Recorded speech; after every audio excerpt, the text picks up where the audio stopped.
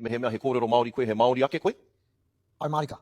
There were a lot of upset people when this video came out. And I think if you watch the entire interview, it adds more context. And you can still read it one of two ways, depending what camp you sit in, depending on your own experiences. So I'm going to frame this in terms of keys and doors. Okay, that's something really simple that we can all understand. I think the two issues that people are confusing is access and agency. Access is being able to access something, and agency is what you personally can do your personal agency, right?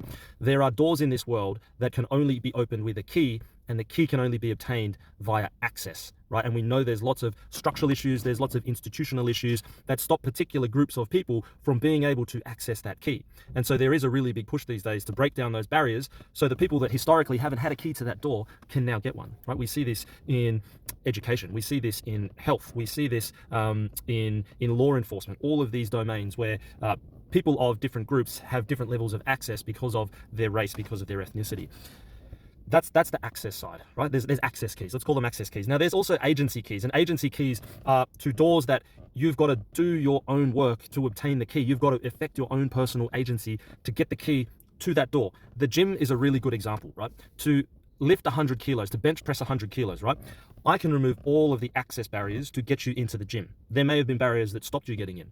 If I can remove those barriers, I can get you to the gym. Does that mean you're going to be able to lift the 100 kilo weight? No, you then need to exercise your own agency. You need to build your own agency key to unlock that door that gets you to lifting 100 kilos.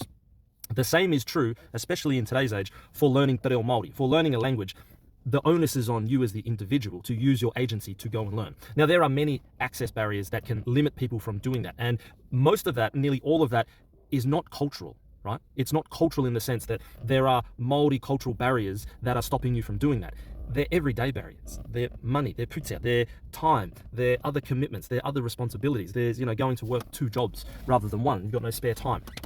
So the people that were upset by this kōrero, I think, were confusing the access with the agency. And in my opinion, what he was saying is you've got to use your own agency to build that key. And when you've got that key, you can get through a really, really interesting door into te ao Māori. If you don't have the key, and I can't just give you a key, I can't remove barriers to give you the key, you don't get to go through the door, right?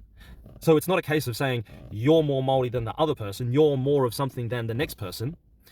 It's simply, you've got to do this thing that requires your personal effort. You've got to go on the learning journey yourself. I can't remove institutional barriers to give you the key to get through the door. Now, once you've done that, once you've attained that, you can open the door and an entire new world opens up to you.